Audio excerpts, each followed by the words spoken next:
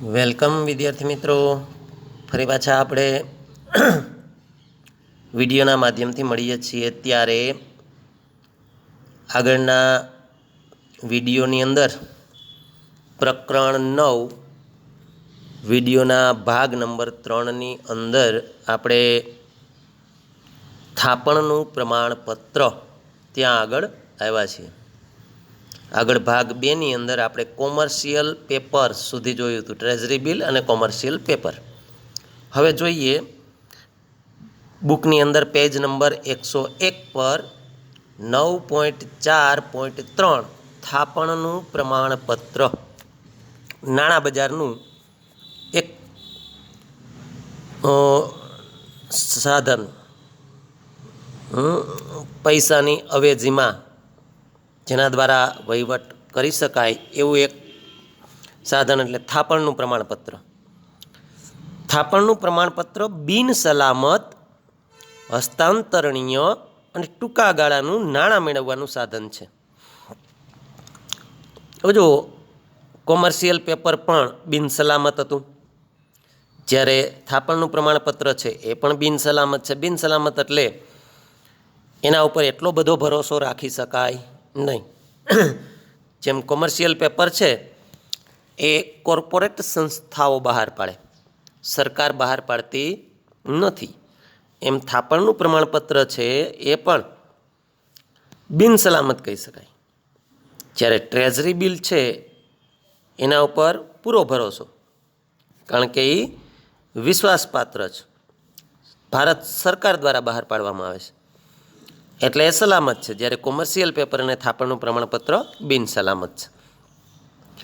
હસ્તાંતરણીય છે, બીજાના નામે કરી શકાય અને ટૂંકા ગાળાનું નાણાં મેળવવાનું સાધન છે. શિડ્યુલ્ડ વેપારી બેન્કો અને નાણાકીય સંસ્થાઓ બહાર પાડી શકે છે. બેંકમાં મૂકેલી બાંધી મુદતની થાપણની રસીદથી થાપણનું પ્રમાણપત્ર તદ્દન અલગ છે. જો બેંકની અંદર એટલે કે રાષ્ટ્રીય બેન્કો છે, SBI છે, બેંક ઓફ બરોડા છે, એની અંદર આપણે જે ફિક્સ ડિપોઝિટની રસીદ મૂકીએ છીએ એ અને આ થાપણનું પ્રમાણપત્ર એ બે અલગ છે. પેલી જે થાપણની રસીદ છે, બેંકમાં પૈસા ફિક્સ 1 વર્ષ 2 વર્ષ 5 વર્ષ 10 વર્ષ મૂકીએ છીએ અને જે પ્રમાણપત્ર મળે એ પ્રમાણપત્ર આ નથી, એનાથી તદ્દન અલગ છે. થાપણનું પ્રમાણપત્ર હસ્તાંતરણીય અને વેચી શકાય છે, જ્યારે બાંધી મુદતની થાપણની રસીદ હસ્તાંતરણીય નથી. તમે બેંકની અંદર ફિક્સ ડિપોઝિટનું ખાતું ખોલાવો, એની અંદર પૈસા મૂકો અને જે તમને બેંક પ્રમાણપત્ર આપે એ બીજાના નામે કરી શકાય નહીં. જ્યારે અહીંયા આ થાપણનું પ્રમાણપત્ર છે એ બીજાને આપી પણ શકાય, વેચી શકાય. શિડ્યુલ્ડ વેપારી બેન્કોને તેમની જરૂરિયાત અનુસાર કેટલીક શરતોને આધીન બહાર પાડવાની સ્વતંત્રતા ધરાવે છે. તો શિડ્યુલ વેપારી બેન્કોને તેમની જરૂરિયાત અનુસાર કેટલીક શરતોને આધીન આવું થાપણનું પ્રમાણપત્ર બહાર પાડવાની સ્વતંત્રતા સરકારે આપેલી છે અથવા તો રિઝર્વ બેન્કે આપેલી છે. થાપણ પ્રમાણપત્રની કિંમત ઓછામાં ઓછી 1 લાખ હોવી જોઈએ. જો અહીંયા એની મર્યાદા છે કે આ થાપણનું પ્રમાણપત્ર ઓછામાં ઓછા 1 લાખ રૂપિયાથી બહાર પાડી શકાય, એનાથી ઓછી ન ચાલે. તો આ થયું થાપણનું પ્રમાણપત્ર. હવે આવીએ પેજ નંબર 102 ઉપર, કોમર્શિયલ બિલ. આ પણ એક ટૂંકા ગાળા માટેનું નાણાં બજારનું સાધન છે. જ્યારે શાંખથી માલ ખરીદવામાં આવે ત્યારે માલ વેચનાર વેપારી શાંખથી માલ ખરીદનાર ઉપર કોમર્શિયલ બિલ લખે છે. જો જ્યારે શાંખથી માલ ખરીદવામાં આવે ત્યારે માલ વેચનાર વેપારી શાંખથી માલ ખરીદનાર ઉપર કોમર્શિયલ બિલ લખે છે. કોણ? તો કે વેચનાર વ્યક્તિ. ટૂંકમાં સમજીએ તો જે વ્યક્તિ શાંખથી માલ વેચે છે એ પોતે લખે કોના ઉપર? જેણે ઉધારથી માલ ખરીદ્યો છે એના ઉપર એક કોમર્શિયલ બિલ લખે. કોમર્શિયલ બિલ હસ્તાંતરણીય છે અને ધંધાના વ્યવહારોથી ઉદ્ભવે છે. ચોક્કસ રકમ પૂરેપૂરી ચૂકવવાનો બિનશરતી હુકમ છે. જો ચોક્કસ રકમ પૂરેપૂરી ચૂકવવાનો બિનશરતી હુકમ છે. આમાં આ દેવાના પ્રમાણપત્રો છે, બધા દેવાના સાધન તરીકે ઉપયોગમાં આવે. એટલે માનો કે જે વેપારી વેચે છે એ વ્યક્તિ લખશે અને જે વ્યક્તિ ખરીદનાર છે એના ઉપર લખશે અને એની પાસેથી સહી કરાવી અને લઈ લેશે. એટલે એ કોમર્શિયલ બિલ બની ગયું. ટૂંકમાં એ પેલી વ્યક્તિ પાસે એટલા રૂપિયા માગે છે ને એનું આ પ્રમાણપત્ર છે એવું કહી શકાય.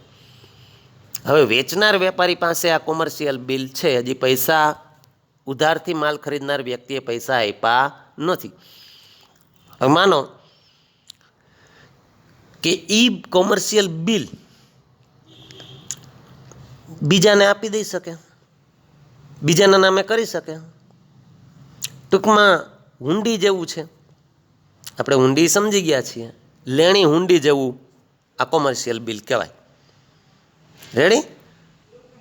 તો ચોક્કસ રકમ પૂરેપૂરી ચૂકવવાનો બિનશરતી હુકમ છે, એમાં કોઈ શરત નથી. પૈસા ચૂકવવાનો હુકમ છે, એના બદલામાં આ તે આપવું, આમ કરવું, તેમ કરવું, એવું બીજો કોઈ એની અંદર શરત ચાલે નહીં.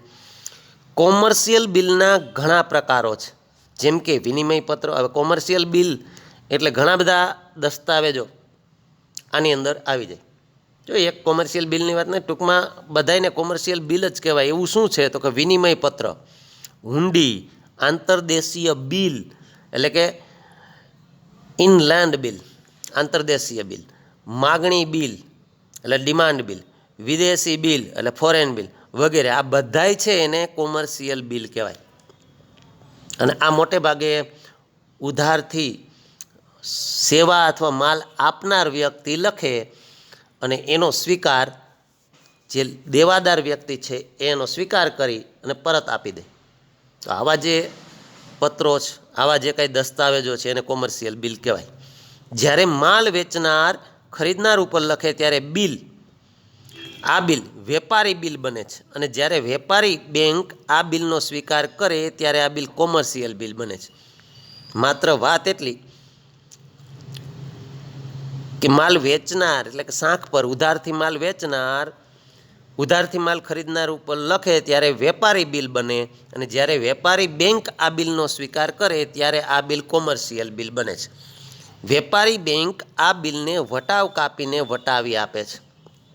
ટૂંકમાં જે વ્યક્તિએ આવા કોઈ પત્રો, વિનિમય પત્ર છે, હુંડી છે, આંતરદેશીય બિલ છે, ઉધારથી માલ ખરીદનાર ઉપર લખ્યો હોય ને સહી કરાવીને પરત લઈ લીધો હોય અને હવે વેચનાર વેપારી પાસે આ બિલ પડ્યું છે, વેપારી બિલ, હવે એ બેંક પાસે વટાવા જાય, એને માનો કે હજી ખરીદનાર પૈસા ચૂકવા નથી અને એને પૈસાની જરૂર છે, તો એ બેંકની અંદર વટાવી નાખશે. તો બેંક એ બિલની અંદર લખેલી રકમ પૂરેપૂરી નહીં ચૂકવે, નહીં આપે. માનો કે 10,000ની હુંડી છે અને કોઈ વેપારીને પૈસાની જરૂર છે, બેંકની અંદર વટાવી આવે, તો માનો કે બેંક એના 1,000 રૂપિયા વટાવ કાપી લે તો 9,000 આપશે. અને એ બિલની અંદર જ્યારે પૈસા ચૂકવવાની તારીખ લખી હશે ત્યારે ઉધારથી ખરીદનાર વ્યક્તિ પાસેથી બેંક 10,000 રૂપિયા વસૂલ કરી લેશે અને એ હુંડી એને આપી દેશે. જો આવું બિલ સ્વીકારનાર એટલે કે ઉધારથી માલ ખરીદનાર વ્યક્તિ પૈસા ચૂકવે તો, ન ચૂકવે તો બેંક ફરી પાછો એ જેની પાસેથી બિલ આવ્યું છે એને પરત કરી દેશે અને પોતે એના બદલામાં આપેલા પૈસા છે એ પરત લઈ લેશે. તો આવી રીતે વટાવી શકાય અને મોટે ભાગે નકારાય નહીં. આ કાયદેસરના પત્રો તો છે જ, કોર્ટની અંદર માન્ય છે, સરકાર માન્ય છે, એટલે એનો નકાર કોઈ કરી શકે નહીં. પણ ક્યારેક કોઈક સંજોગોમાં જેણે આ બિલ સ્વીકાર્યું છે એ પૈસા આપવાની ક્યારેક ના પાડે, ક્યારેક એવા કિસ્સાઓ બને. તો વેપારી બેંક આ બિલને વટાવ કાપીને વટાવી આપે છે. જો બેંકને નાણાંની જરૂર પડે તો નાણાકીય સંસ્થાઓ પાસે પુનઃ વટાવી શકે. હવે બેંકે વટાવ કાપી અને પૈસા આ કોમર્શિયલ બિલ જેની પાસે હતું એને આપી દીધા, હજી પૈસા ખરીદનાર વ્યક્તિ ઉધારથી માલ લઈ ગયો છે એની પાસેથી બેંકને પૈસા નથી મળ્યા અને બેંકને જરૂર પડી, તો હજી સમય પૂરો ન થયો હોય એ કોમર્શિયલ બિલનો, તો એ પહેલાં બેંક પાછી પુનઃ બીજી સંસ્થાઓ પાસે, નાણાકીય સંસ્થાઓ પાસે પુનઃ વટાવથી પૈસા મેળવી શકે. સામાન્ય રીતે કોમર્શિયલ બિલ 30, 60 કે 90 દિવસની મુદતના હોય છે। અહીંયા પણ 3 સંજોગો યાદ રાખવાના છે। જેમ ટ્રેઝરી બિલની અંદર 91 દિવસ, 182 દિવસ અને 364 દિવસ હતા, એમ અહીંયા કોમર્શિયલ બિલની મુદત મોટે ભાગે 30 દિવસ, 60 દિવસ, 90 દિવસ આવી રીતની હોય છે। એટલે કે મહિનાની અંદર 1 મહિનો, 2 મહિના, 3 મહિના એમ એની મુદત હોય છે। અને યાદ રાખવાનું છે, કોમર્શિયલ બિલની અંદર ઘણા બધા પ્રકારે આવા બિલ બને છે। વિનિમય પત્ર, હુંડી, આંતરદેશીય બિલ, માગણી બિલ, વિદેશી બિલ વગેરે આ કોમર્શિયલ બિલમાં જ આવે। હવે આગળના પોઈન્ટ ઉપર આવીએ છીએ। આ બધી જોગવાઈઓ કહેવાય, દરેક સાધનની જોગવાઈઓ યાદ રાખવાની છે, એ એના લક્ષણો છે, યાદ રાખવાના છે। હવે 9.4.5 કોલ અને નોટિસ મનીને જોઈએ, સમજીએ।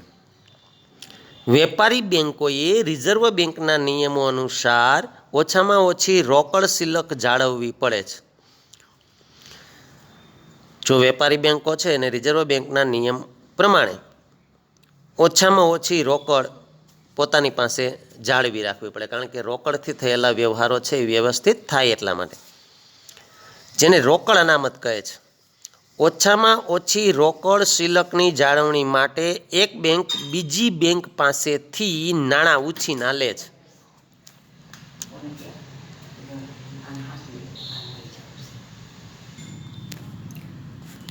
તો કોલ મની અને નોટિસ મની એની અંદર વેપારી બેંકોએ રિઝર્વ બેંકના નિયમો અનુસાર ઓછામાં ઓછી રોકડ શિલ્લક જાળવવી પડે, એટલે કે એની પાસે રોકડ વ્યવહારો જાળવી રાખવા માટે એની તરલતા હોવી જોઈએ, એટલે કે રોકડ શિલ્લક પૂરતી હોવી જોઈએ, અનામત તરીકે, જેને રોકડ અનામત કહે છે।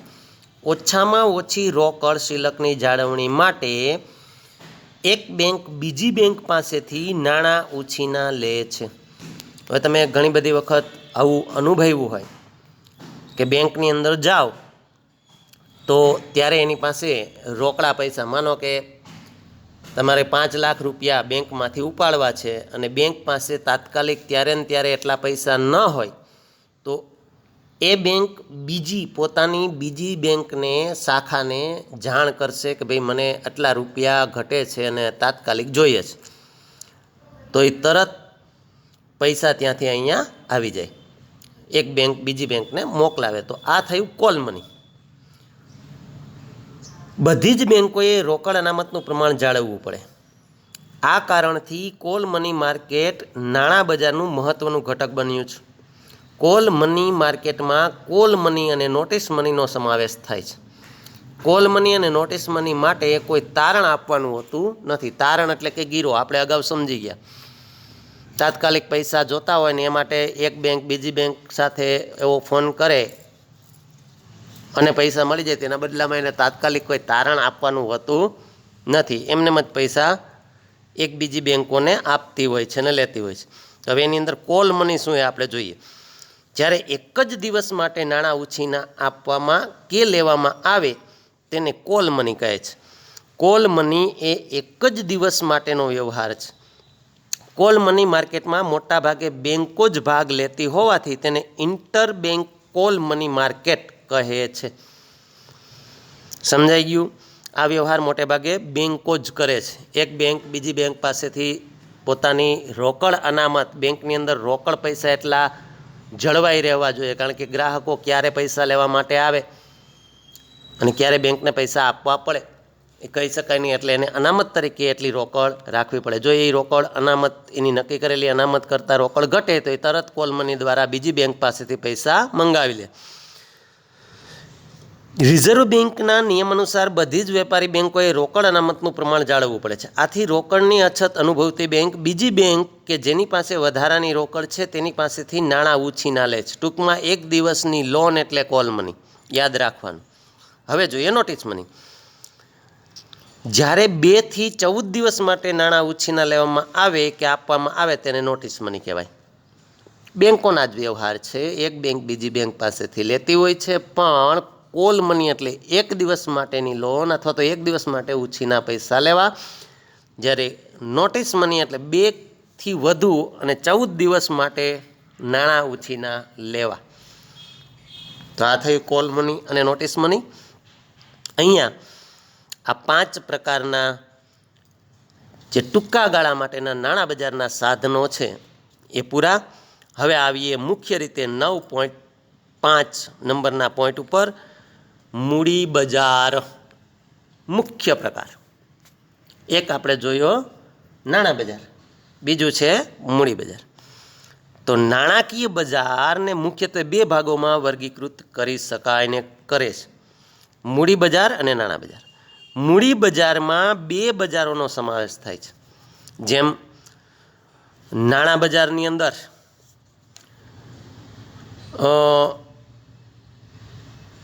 કોઈ નિશ્ચિત સ્થળ નહોતું,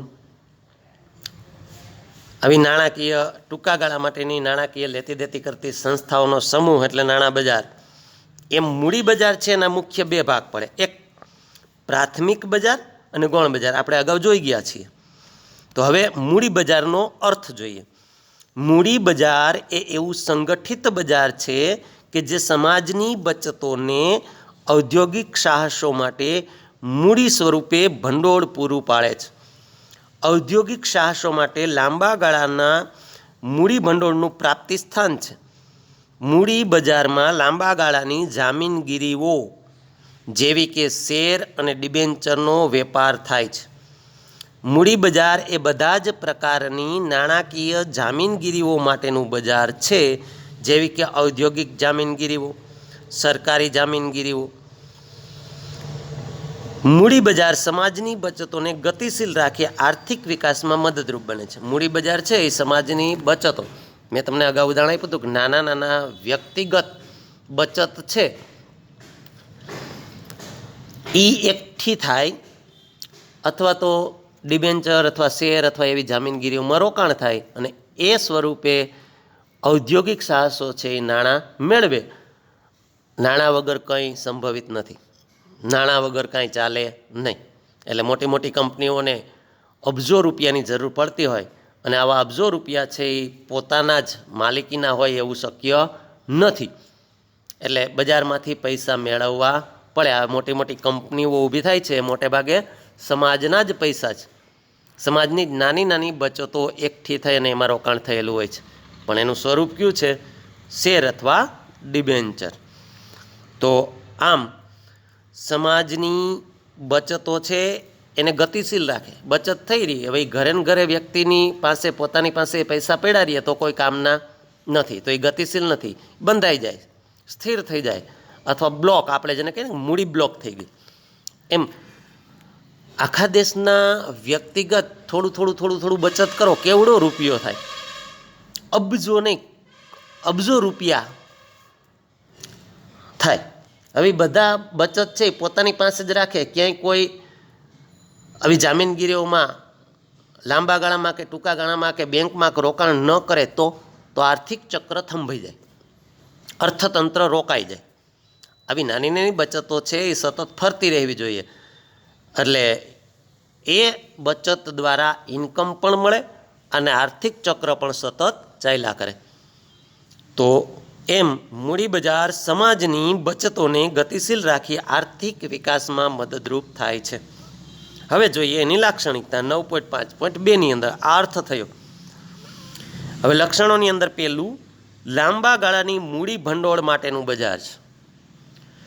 લાંબા ગાળા 1 વર્ષ કરતાં વધુ સમય માટેનું મૂડી ભંડોળ આ મૂડી બજાર દ્વારા પ્રાપ્ત થાય. મૂડી બજારના સાધનોમાં સરકારી જામીનગીરીઓ, દેવાના સાધનો, ઔદ્યોગિક સાહસોની જામીનગીરીઓ જેવી કે શેર, ડિબેન્ચર વગેરેનો સમાવેશ થાય છે. ત્રીજું, ભંડોળનું લાંબા ગાળાની જામીનગીરીઓમાં રોકાણ થાય છે. અને આવું જે ભંડોળ છે સમાજ પાસે પડેલું એ લાંબા ગાળાની મૂડીની અંદર જામીનગીરીઓમાં રોકાણ થતું હોય, શેરમાં, ડિબેન્ચરમાં લોકો રોકે અને એનું સારું એવું વળતર પણ મેળવે અને બજાર ભાવનો પણ લાભ મેળવે. ભારતમાં મૂડી બજાર ઉપર સેબીનું નિયંત્રણ છે.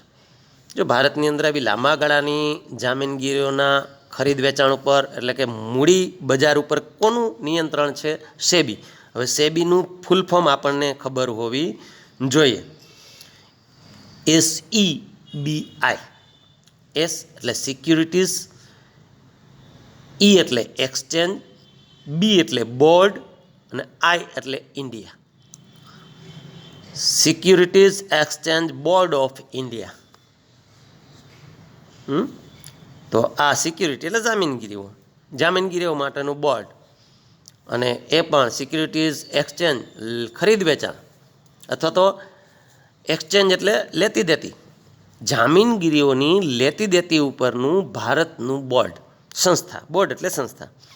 તો આમ સેબી છે એનું ફૂલ ફોર્મ થાય securities exchange board of India. તો આ સેબીનું નિયંત્રણ આવા મૂડી બજાર ઉપર હોય. નિયંત્રણ એટલે એના નીતિ નિયમો એ બનાવે, એની જોગવાઈઓ એ નક્કી કરે, અને એ પ્રમાણે આ બજાર ચાલવું જોઈએ.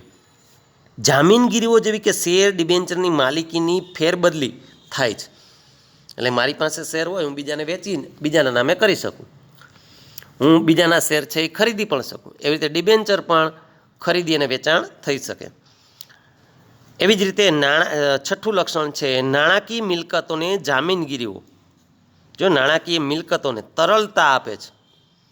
નાણાકીય મિલકતો છે એટલે કે જામીનગીરીઓ છે એને તરલતા આપે. તરલતા એટલે જામીનગીરી છે, મૂડી બજાર દ્વારા જામીનગીરીનું ખરીદ વેચાણ થાય. તો ખરીદ વેચાણ એટલે રોકડમાં શેર આપી દઉં, રોકડા મળે, તો તરલતા ઊભી થઈ ને. તરલતા એટલે રોકડમાં કન્વર્ટ થવું, રોકડમાં રૂપાંતરિત થવાની શક્તિ છે,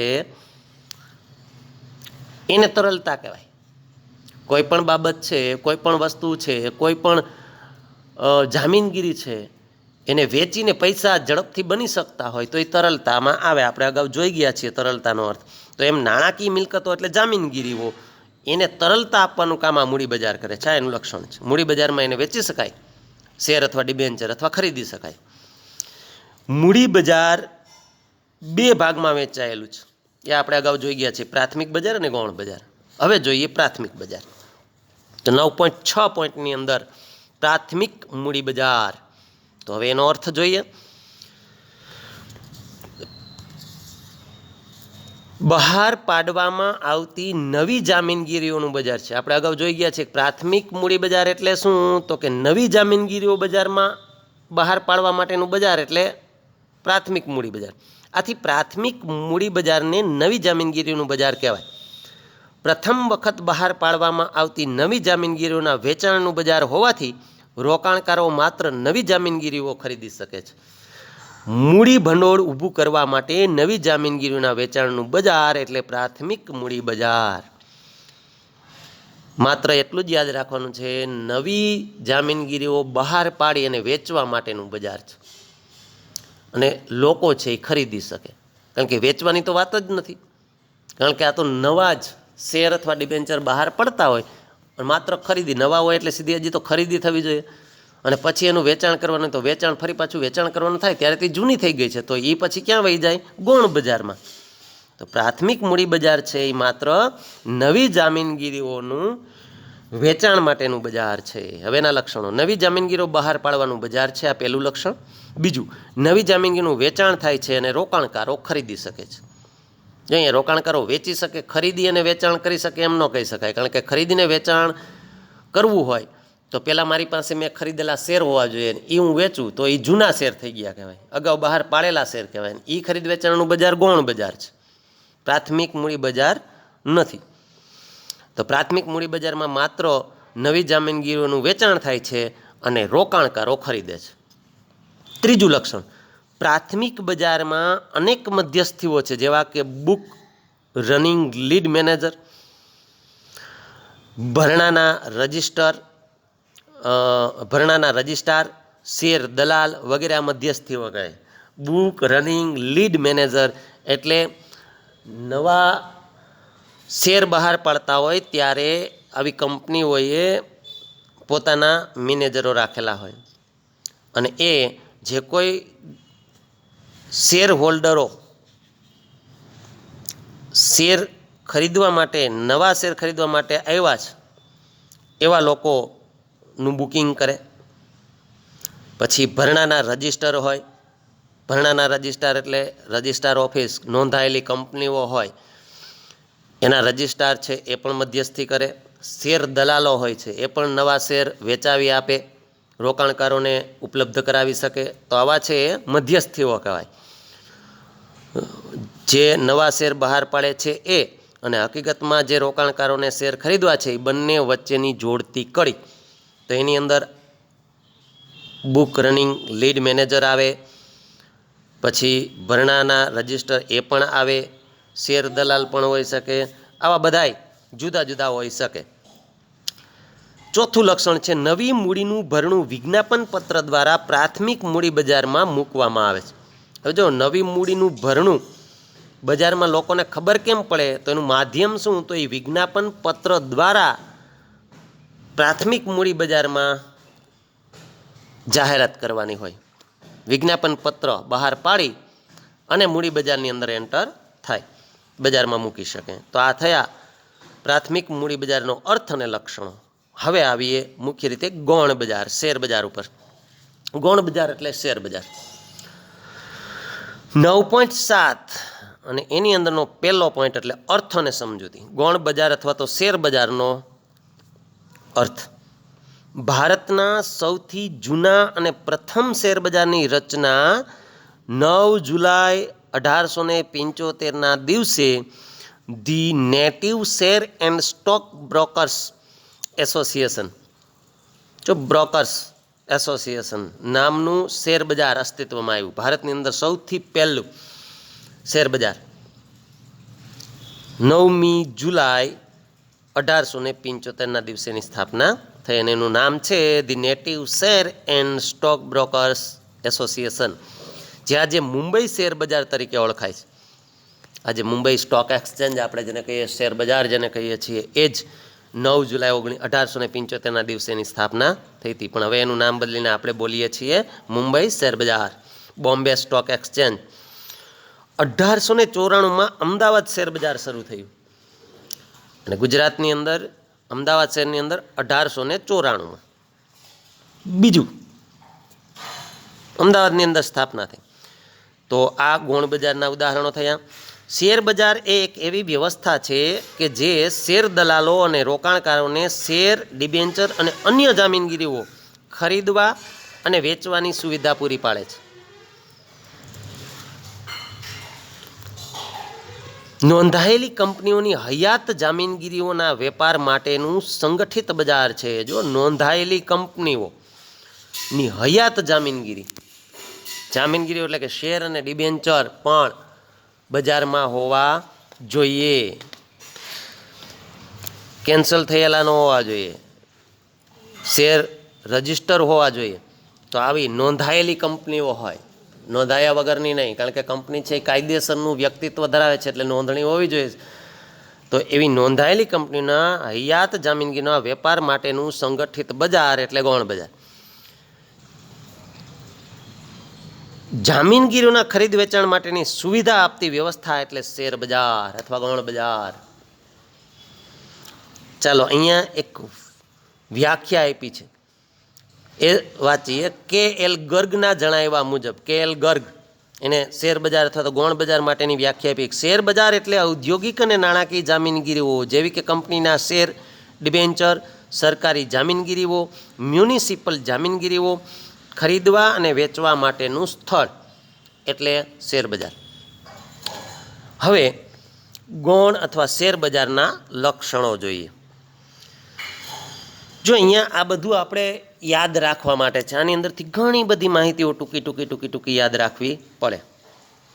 શેર બજાર, પહેલું શેર બજાર ક્યાં સ્થપાયું, એનું નામ શું હતું, ક્યારે સ્થપાયું, ગૌણ બજારનો અર્થ શું, ગર્ગ કે એલ ગર્ગની વ્યાખ્યા પૂછી શકે કે ભાઈ કે એલ ગર્ગના જણાવ્યા મુજબ શેર બજાર એટલે શું. તો આવા ટૂંકી બાબત આપણે યાદ રાખવાની રહે. તો હવે આવે લક્ષણો ઉપર. નોંધાયેલી કોર્પોરેટ સંસ્થા છે.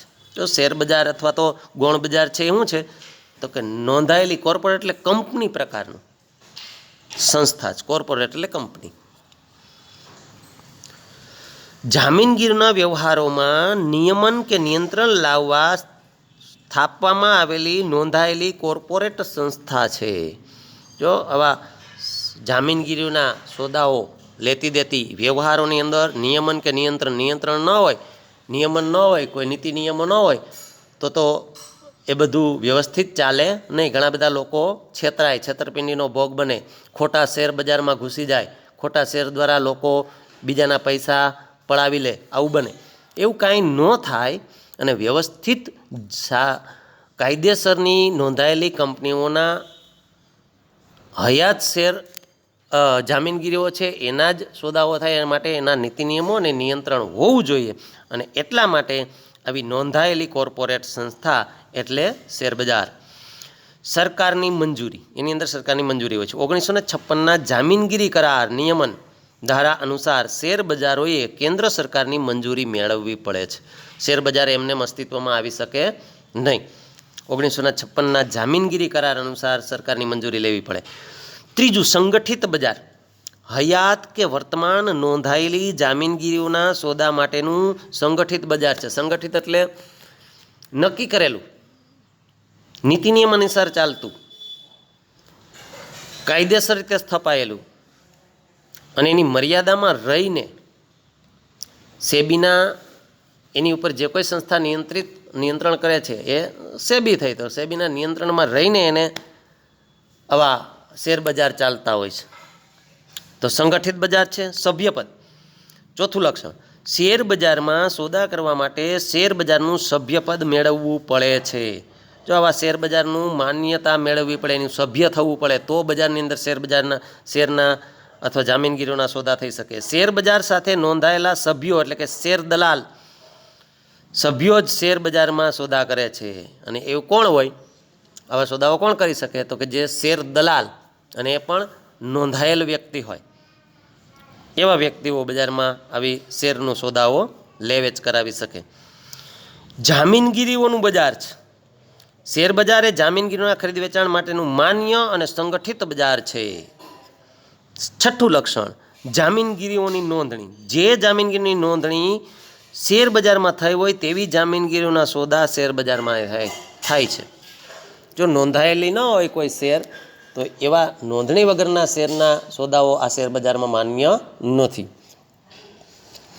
સંચાલન. શેરબજારનો વહીવટ અને સંચાલન સંચાલક મંડળ દ્વારા થાય છે. જો એનું પણ સંચાલક મંડળ હોય છે શેરબજારનું, તો એના દ્વારા સંચાલન થાય. સભ્યો પર કડક અંકુશ. જો સંચાલક મંડળને પ્રાપ્ત થયેલી શિસ્ત પાલનની સત્તા દ્વારા સભ્યો પાસે કડક અંકુશનું પાલન કરાવે છે. શેરબજારના જે કંઈ નોંધાયેલા સભ્યો છે એની ઉપર સંચાલક મંડળ છે એને જેટલી સત્તા સેબી દ્વારા પ્રાપ્ત થઈ છે એ સત્તાની રૂએ એ સભ્યો ઉપર કડક અંકુશ રાખે છે. વ્યવસ્થાકીય માળખું છે. આ એનું 9મું લક્ષણ શેરબજારનું, કે શેરબજારનું વ્યવસ્થાકીય માળખું જાહેર કંપની સ્વરૂપનું હોય છે. જેવી જાહેર કંપનીની અંદર સ્વરૂપ છે એવું જ સ્વરૂપ શેરબજારનું હોય છે, કારણ કે કોર્પોરેટ સંસ્થા છે, કંપની સ્વરૂપ છે એનું. અને 10મું લક્ષણ છે એનું શેરબજારનું નિયમન. ભારતના બધા જ શેરબજારોનું નિયમન સેબી તથા જામીનગીરી કરાર એટલે કે નિયમન ધારા દ્વારા થાય છે. ભારતના બધાય શેરબજારોનું નિયંત્રણ અથવા નિયમન કોણ કરે, તો કે સેબી. અને કેના દ્વારા કરે, તો કે જામીનગીરી કરાર અધિનિયમ છે, એનો ધારો છે. આખો કંપની ધારાની અંદર જામીનગીરી ધારો સિક્યુરિટીઝ કોન્ટ્રાક્ટ રેગ્યુલેશન એક્ટ દ્વારા થાય છે. યાદ રાખવાનું છે. આ 10 લક્ષણો છે ગૌણ બજાર અને શેરબજારના. તો અહીં સુધી રાખીએ. લક્ષણો જોયા. હવે પછી ફરી પાછા નેક્સ્ટ વિડીયો પ્રકરણ 9 વિડીયો નંબર 3ની અંદર મળશું, વિડીયો નંબર 4ની અંદર મળશું. ત્યારે અહીંથી આગળ પેજ નંબર 104 ઉપર ગૌણ બજાર અથવા શેરબજારના કાર્યો જોઈશું. ત્યાં સુધી આવજો. અહીંયા આ વિડીયોને વિરામ આપીએ. ફરી પાછા મળશું ત્યારે અહીંથી આગળ વધવાનો પ્રયત્ન કરશું. તો આ વિડીયોની અંદર જેટલું કાંઈ ટૂંકું ઝીણું ઘણું બધું છે, તમે બુકની અંદર એક બાબત મુખ્ય પોઈન્ટ તરીકે લખી અને નીચે નાના પોઈન્ટમાં એની 4-5 જે કાંઈ એક બાબતની જોગવાઈ હોય એ અલગ કરી અને યાદ રાખવાનો પ્રયત્ન કરો તો સારી રીતે યાદ રહી જાય. દાખલા તરીકે ટ્રેઝરી બિલ છે તો ટ્રેઝરી બિલમાં અંદર નાના પોઈન્ટ કે ભાઈ એ ટ્રેઝરી બિલનું બીજું નામ ટી બિલ છે. એ ટ્રેઝરી બિલ છે એ વિશ્વમાં ભારતે ક્યારે બહાર પાડ્યું, પછી એ કેટલા દિવસોની અંદર ડિવાઈડ હોય, એ હસ્તાંતરણીય છે કે નહીં, વિશ્વાસપાત્ર છે કે નહીં. એમ કોમર્શિયલ પેપર લ્યો, વિશ્વ સ્તરે 1980 પછી કોમર્શિયલ બિલ લોકપ્રિય થયા. રિઝર્વ બેંક ઓફ ઇન્ડિયાએ 1990માં કોમર્શિયલ બિલ બહાર પાડ્યું. આવા ઝીણા પોઈન્ટ એક મેઇન પોઈન્ટની અંદર લખી લ્યો તો તમને યાદ રાખવું સરળ રહે અને યાદ પણ રહી જાય. એની જોગવાઈઓ છે, આવું ઘણું બધું. એમ મૂડી બજારનો અર્થ તમારા શબ્દોમાં લખી શકો. મૂડી બજાર અને ગૌણ બજાર, આપણે નાણાં બજાર. નાણાકીય બજારના મુખ્ય 2 ભાગ પહેલેથી લઉં, ટૂંકમાં કહી દઉં તો નાણાકીય બજારના મુખ્ય 2 ભાગ. એક લાંબા ગાળા માટેનું બજાર એટલે મૂડી બજાર અને ટૂંકા ગાળા માટેનું બજાર એટલે નાણાં બજાર. હવે મૂડી બજાર, લાંબા ગાળાનું મૂડી બજાર છે એની અંદર પાછા 2 ભાગ આવે, એક પ્રાથમિક બજાર અને એક ગૌણ બજાર. ગૌણ બજાર એનું બીજું નામ છે શેર બજાર. તો આપણે શેર બજારની અંદર ચર્ચા કરી, એના લક્ષણો જોયા. હવે એના કાર્યો છે એ ફરી પાછા નેક્સ્ટ વિડીયોની અંદર મળશું એટલે જોશું. બહુ ઇઝી પડી જાય. તમે ટૂંકમાં આવી રીતે લખી લ્યો તો આખું પ્રકરણ તમારા મગજની અંદર રહી જાય, ગોખવું ન પડે, યાદ રહી જાય. અસ્તુ, આવજો, સારી રીતે અભ્યાસ કરશો.